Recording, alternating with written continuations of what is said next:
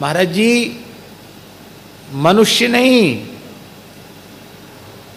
संत का संग ऐसा अमोघ होता है, पशु पक्षी को भी मिल जाए तो वो धन्य हो जाता है। पंजाब में पिंडोरी धाम एक जगह है, वहाँ के आचार्य चरण श्री स्वामी भगवान नारायणाचार्य जी महाराज, उनके बड़े गुरु भाई थे बाबा श्री महेश दास जी महाराज। तो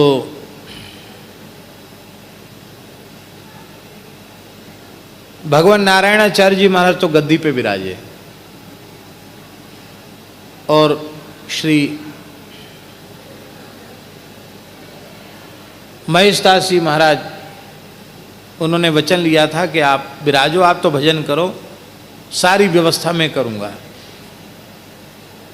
तो आज भी गद्दी में दर्शन करने जाते, हम भी दर्शन करके आए, तो पहले बाबा महेश दास जी की समाधि को प्रणाम किया जाता, उसके बाद फिर पिंडोरी धाम के भीतर प्रवेश होता है।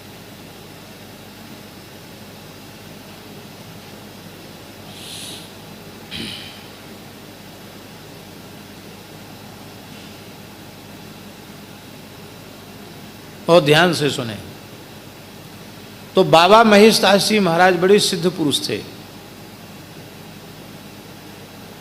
आज भी उनकी समाधि बिल्कुल जागृत समाधि है।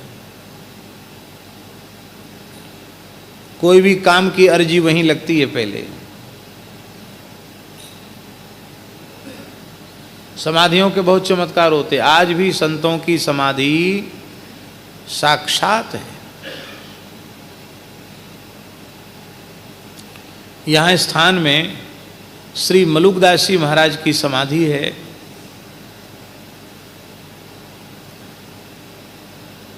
मनुष्य की बुद्धि में जो बात समाहित नहीं हो सकती, असंभव काम भी यहाँ संभव हो जाते हैं। असंभव काम, लोग तो पीछे पड़ते हैं, महाराज बड़े दुखी हैं, अब हम कैसे पिंड छुड़ावें, हम कोई तंत्र मंत्र जंत्र तो जानते नहीं और इसमें ज़्यादा भरोसा भी नहीं करते हैं और करना भी नहीं चाहिए।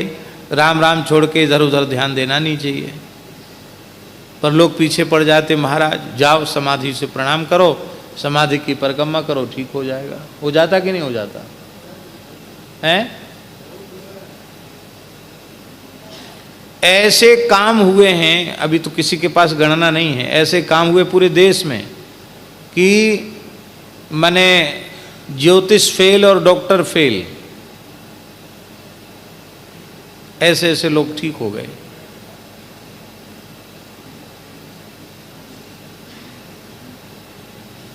जहां श्रद्धा से काम बना वहीं बिल्कुल बस श्रद्धा की बात। कई घटनाएं तो ऐसी, कई साल पुरानी बात है, गुरु पूर्णिमा का अवसर था, बड़ी भीड़ थी और एक वैष्णव परिवार, परम पूज्य प्रातस्मरणीय श्री महंत वैष्णव दास जी महाराज का शरणागत परिवार, गोरेदाऊ जी वाले बड़े महाराज जी, उनका परिवार आया, उनसे जुड़ा हुआ परिवार था, वैश्य परिवार। और दोनों रोने लगे। क्यों रो रहे हो? बोले महाराज बिटिया की उम्र बहुत ज़्यादा हो गई, विवाह नहीं हो रहा, हम बहुत दुखी हैं, न मरे बनता न जिए बनता, बहुत दुखी।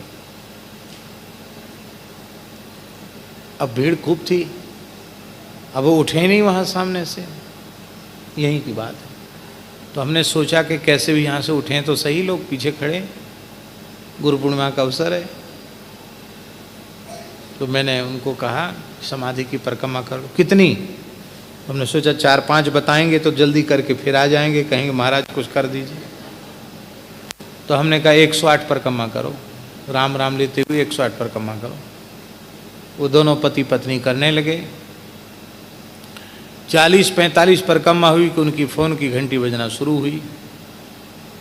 तो उन्होंने देखा तो कोई परिचित का नंबर नहीं था, तो उसको काट देते, फिर फ़ोन की घंटी बजती, फिर काट देते। एक बार उनको जब ज़्यादा विक्षेप हुआ तो थोड़े परेशान से थे वो सज्जन, उन्होंने कहा अरे क्यों परेशान कर रखा भाई, रॉन्ग नंबर है। तो उन्होंने कहा कि आप अमुक व्यक्ति बोल रहे हैं। हाँ हाँ मैं अमुक बोल रहा हूँ। फिर तो रॉन्ग नंबर कैसे आप बता रहे हैं। तब उनको थोड़ा बोले अच्छा ठीक है, हम पीछे बात करते हैं आपसे, हम इस समय कुछ व्यस्त हैं, थोड़ी देर बाद बात करते हैं। उन्होंने परिक्रमा पूरी कर ली। फिर उन्होंने मिलाया, बोले मैं पहचान नहीं पाया आपको, कुछ ज़ोर से बोल दिया, कहिए क्या बात है। बोले हमने सुना है कि आपकी पुत्री है और हमारे घर में कोई धन का अभाव नहीं है किसी भी प्रकार का। आपने हमारा नाम तो सुना ही होगा। बोले हाँ सुना है, बहुत बड़े आदमी हैं आप तो। बोले हमें और कुछ नहीं चाहिए, हमें तो एक वैश्य परिवार की कन्या, हम वैश्य हैं और हमको एक अच्छे संस्कार संपन्न वैश्य परिवार की बेटी चाहिए जिसके घर में वैष्णवता हो, ऐसी बेटी चाहिए। तो आपकी एक बेटी विवाह के लिए है। तो उन्होंने कहा बेटी देख, बोले देखना वेखना कुछ नहीं है। क्या देखना है, देख लिया हमने, रिश्ता पक्का। क्या कहा, रिश्ता पक्का। आके बोले महाराज वो तो 108 पर कमा नहीं, 40-50 में पक्का हो गया रिश्ता। संयोग की बात है, श्रद्धा की बात है। अब वो बिटिया बहुत अच्छे सुख परिवार में बहुत सुखी है। अब तो बालक भी बड़े बड़े हो गए।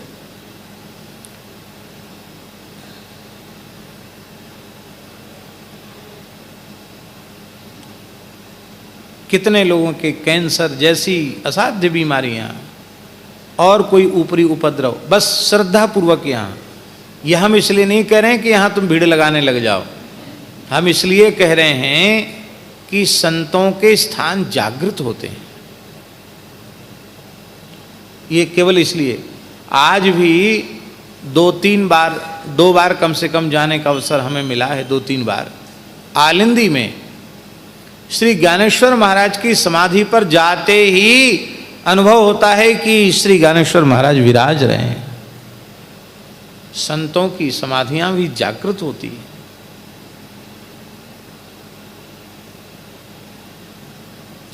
किस प्रसंग में कह रहे थे हम, याद दिलाओ हैं? हाँ पिंडोरी। तो बाबा श्री महेश दास जी की समाधि जागृत समाधि, इस विषय में ये चर्चा चली। तो जहांगीर बादशाह आया, मुगल बादशाह,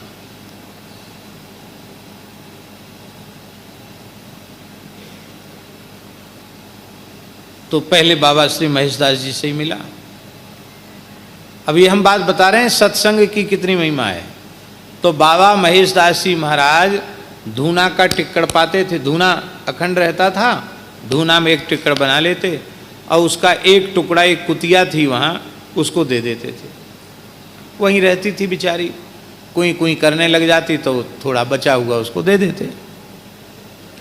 एक सिद्ध संत की सन्निधि के प्रभाव से जूठन खाते खाते कुतिया सिद्ध हो गई महाराज, कुतिया सिद्ध हो गई। और जहांगीर आया था परीक्षा करने, तो महाराज ने कुतिया के ही सामने नतमस्तक करा दिया बादशाह को। जहांगीर ने प्रणाम किया, बोला बाबा हमने सुना बड़े कमाल फ़कीर हो, ऊंचे सिद्ध हो, मैं भी शाहनशाह हूँ, दुनिया का बादशाह हूँ, खुदा ने बादशाहियत मुझे बख्शी है, मैं कुछ आपकी सेवा करना चाहता हूँ।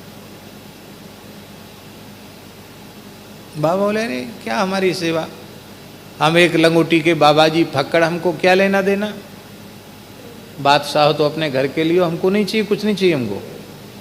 नहीं नहीं महाराज मैं भी बादशाह हूँ, मेरे ऊपर कृपा करो, मैं कुछ सेवा करना चाहता हूँ।